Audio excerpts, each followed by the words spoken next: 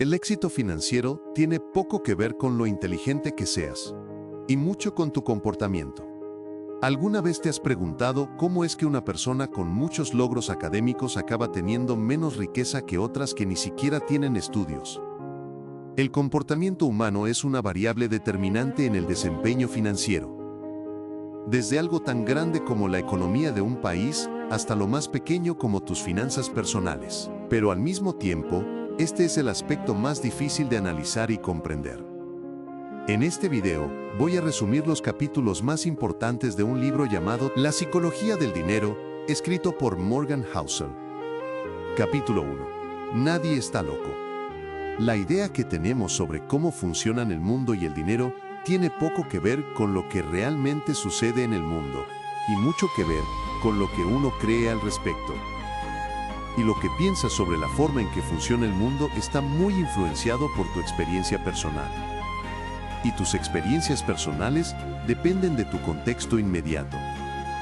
Por ejemplo, es muy probable que una persona que vive en un país con una crisis inflacionaria haya tenido experiencias negativas con el ahorro y por tanto, tenga la necesidad de gastar todo lo que gana en el menor tiempo posible. Sin embargo, alguien que vive en un país con una moneda estable piensa de manera diferente sobre el ahorro y tiene una perspectiva más optimista al respecto.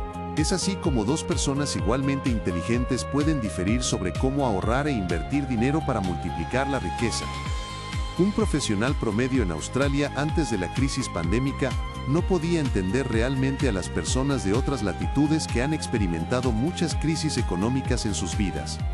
Puede conocer los números y analizar los datos y las estadísticas, pero nunca tendrá la experiencia personal. Cada decisión que las personas toman con su dinero está justificada por la información que tienen en ese momento y está conectada a su modelo mental único de cómo funciona el mundo.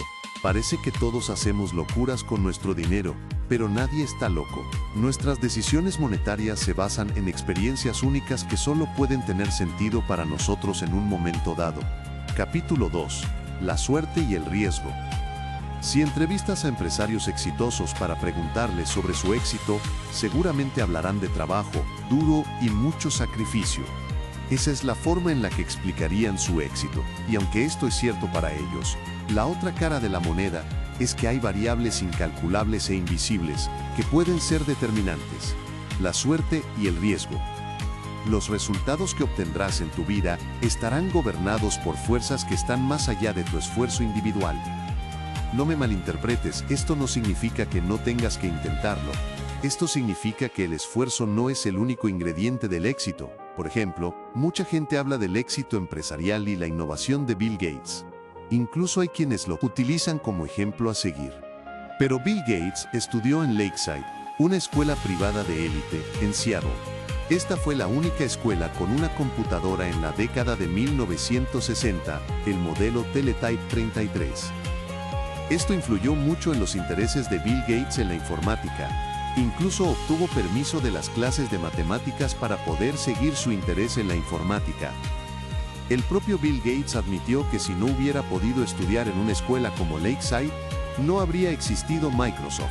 Gates no era el único estudiante brillante de la escuela, con él estaban Paul Allen y Kent Evans.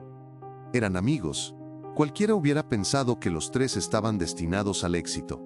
Pero Kent Evans murió prematuramente en un accidente antes de graduarse. Como puedes ver, hubo eventos determinantes en su destino que no estaban bajo su control. Vemos los resultados, pero no vemos la complejidad detrás de ellos.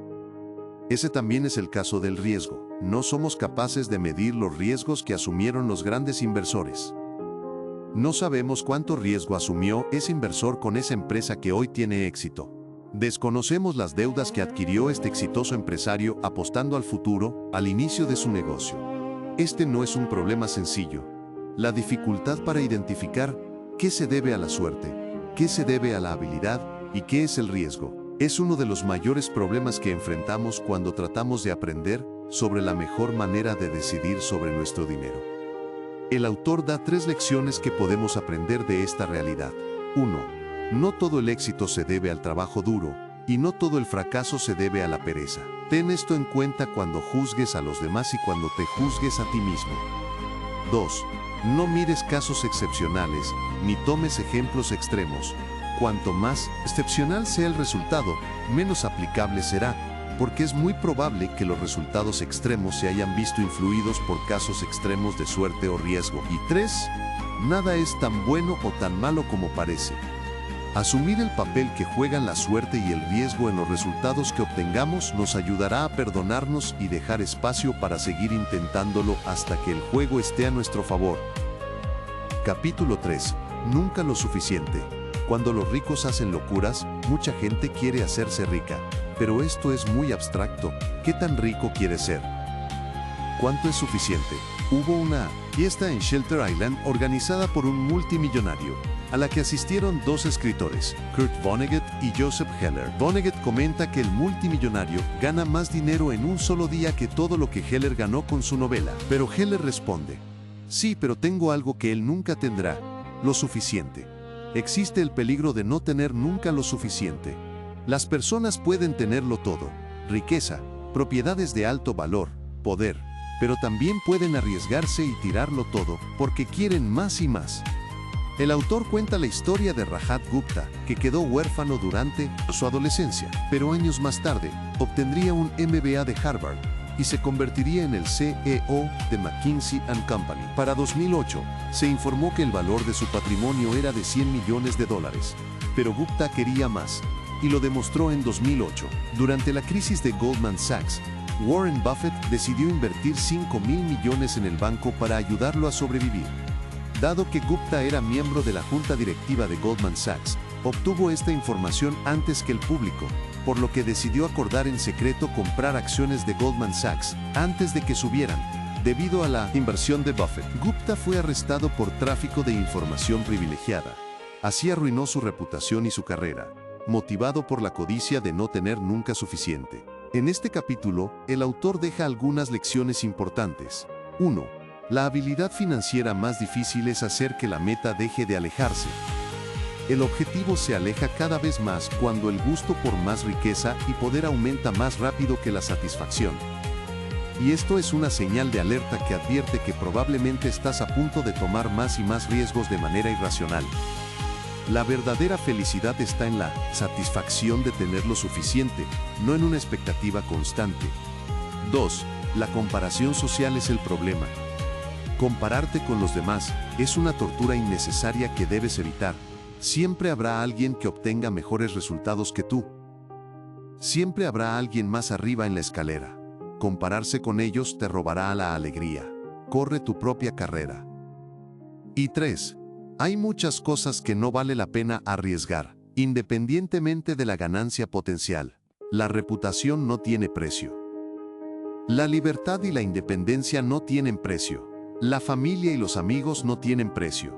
Ser amado por quienes amas no tiene precio. La felicidad no tiene precio. Si quieres tener todo esto contigo, necesitas saber cuándo dejar de correr riesgos que puedan dañar todas estas cosas valiosas. Capítulo 4. Confundiendo la capitalización compuesta. Hay muchos libros sobre inversiones, muchos de ellos muy buenos, como los que hablan de cómo Warren Buffett hizo su fortuna a través de sus inversiones.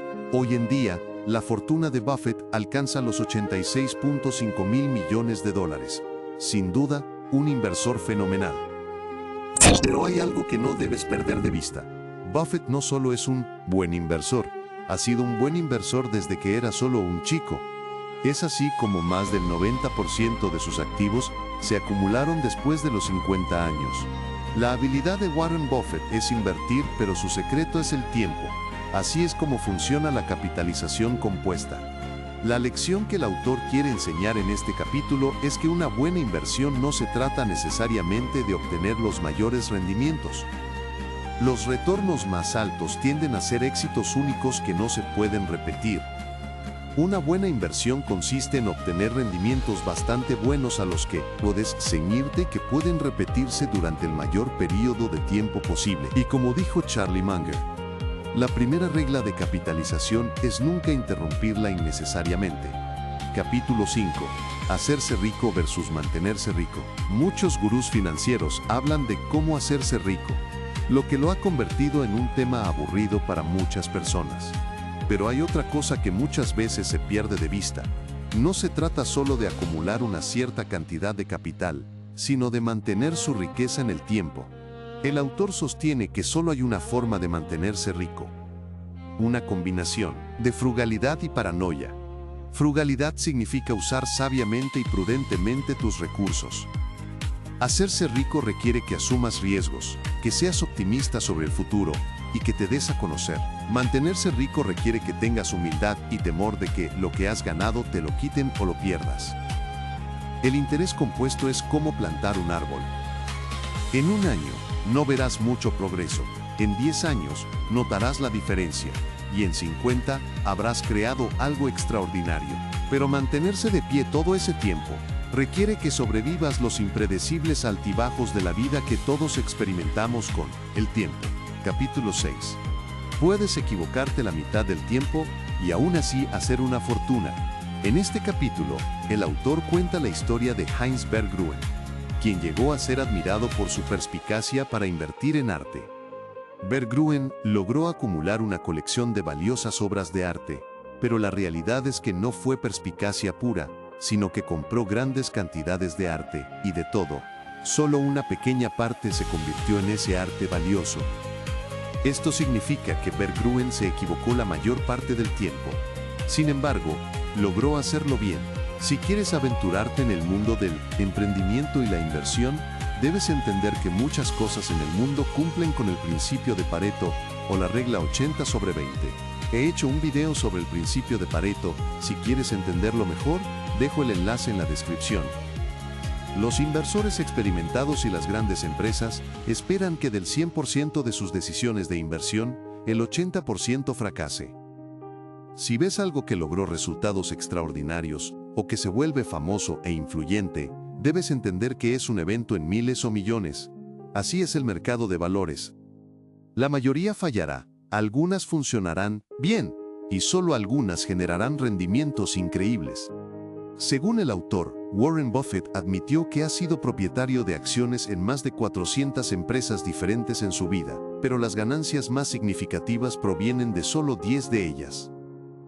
Muchas grandes empresas comprenden esta realidad de la vida. Por ejemplo, si revisas todas las series que ha producido Netflix, verás que solo algunas de ellas han tenido un éxito significativo. Cuando te des cuenta de esto, puedes aceptar que es normal que muchas cosas fallen o salgan mal. Capítulo 7. Libertad. En este capítulo, el autor cuenta cómo un día quiso convertirse en banquero de inversiones porque estaban ganando mucho dinero y pensó que sería feliz una vez que trabajara en ello. Cuando logró trabajar como banquero de inversiones, se dio cuenta desde el primer día por qué estaban ganando mucho dinero. Trabajaban más duro y durante más horas controladas de las que cualquier ser humano podría soportar. El autor dice que aunque en ese trabajo se sentía importante y estaba bien remunerado, llegó un momento en que ya no toleraba haberse convertido en un esclavo de su jefe, ya que se veía obligado a trabajar cada segundo del día.